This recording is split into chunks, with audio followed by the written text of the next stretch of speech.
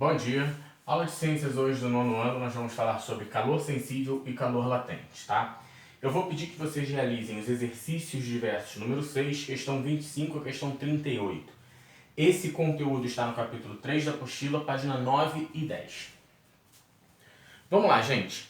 O que acontece, né? Quando a gente fala de calor latente e calor sensível, a gente primeiro precisa entender o que vem a ser calor de fato, né? Não adianta a gente tentar entender calor latente e calor específico sem a gente ter esse conhecimento. E aí o que acontece, gente? Muitas vezes a gente se pega, né? Pega o aluno falando que calor é temperatura, calor é tudo que está quente. Calor é quando a temperatura do ambiente fica muito elevada. Tudo isso, gente, quando a gente fala popularmente, serve para a gente se expressar. Mas dentro da física, calor, né, ele tem um conceito específico. E aí o que vem a ser calor para a física? Calor nada mais é, gente, do que a transferência de energia, tá? E aí como que a gente pode entender o que vem a ser transferência de energia? Transferência de energia, gente, é quando, por exemplo, eu pego dois corpos, né, boto eles em contato e aí o corpo mais quente, obviamente, vai perder calor para o corpo mais frio, ou seja, ele vai transferir energia para o corpo mais frio. Então, se eu tenho o corpo mais quente e o corpo mais frio e eles entram em contato, obviamente, o que vai acontecer? O corpo mais quente vai transferir, vai doar energia, vai doar calor para o corpo mais frio.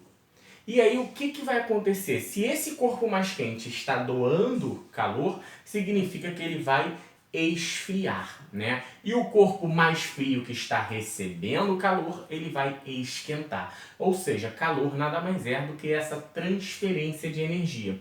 E esse corpo frio, né, ele vai pegar todo o calor do corpo quente? Não, eles simplesmente transferem energia um para o outro até a temperatura desses corpos se igualarem, ok?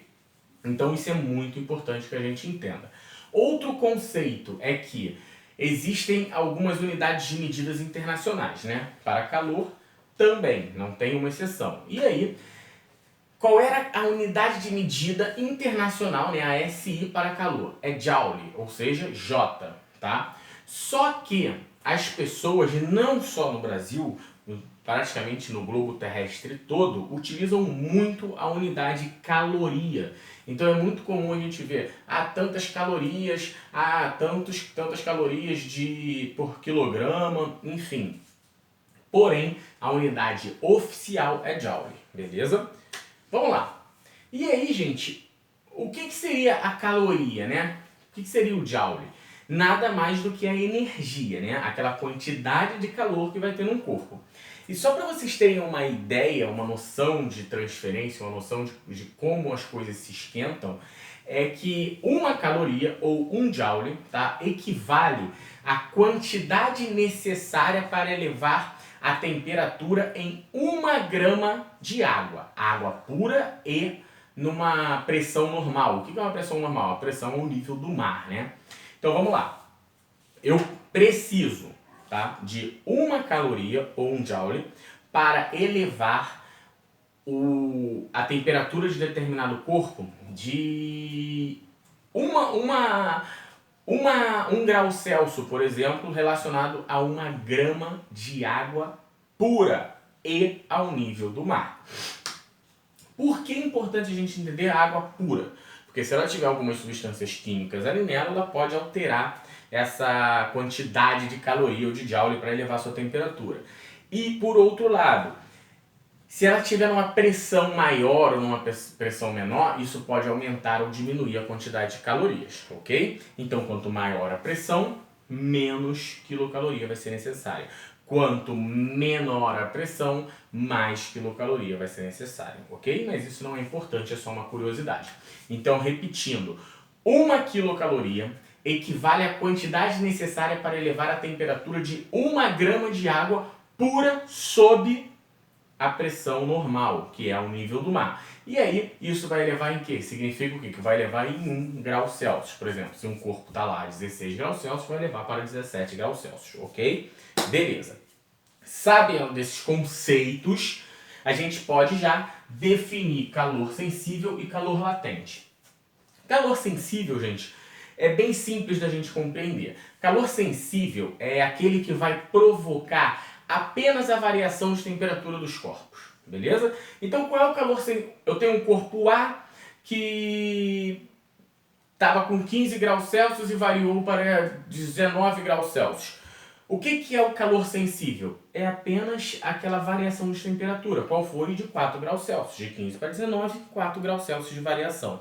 Beleza? Simples. Calor sensível é bem simples da gente compreender. Então, se eu tenho um corpo a 20 graus Celsius e ele eleva a sua temperatura para 25, qual é o calor sensível? 5 graus Celsius. A mesma coisa, se ele tem 20 graus Celsius e diminui para 14 graus Celsius, qual é o calor sensível? 6 graus Celsius, beleza? Essa variação de temperatura bem fácil da gente compreender, tá? Por outro lado, quando a gente fala de calor latente, já fica um pouquinho mais complexo.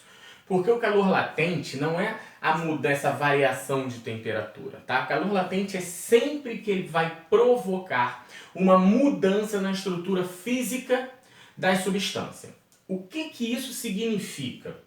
Significa dizer que, por exemplo, quando eu modifico aquele corpo, quando eu modifico sua estrutura física, um exemplo é derreter o gelo. Quando, por exemplo, eu aqueço, eu dou energia para o gelo, ele vai se esquentar, ele vai elevar a sua temperatura e vai mudar de estado físico. Vai passar de sólido, que é o gelo, para líquido, que é a água, que é o gelo derretido.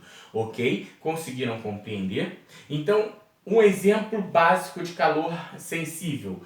Eu pegar uma barra de metal e aquecer ela. Essa barra de metal está a 30 graus Celsius e aí eu aqueço ela até 40. Qual é o calor sensível? De 10 graus Celsius. E ela modificou sua estrutura física? Não.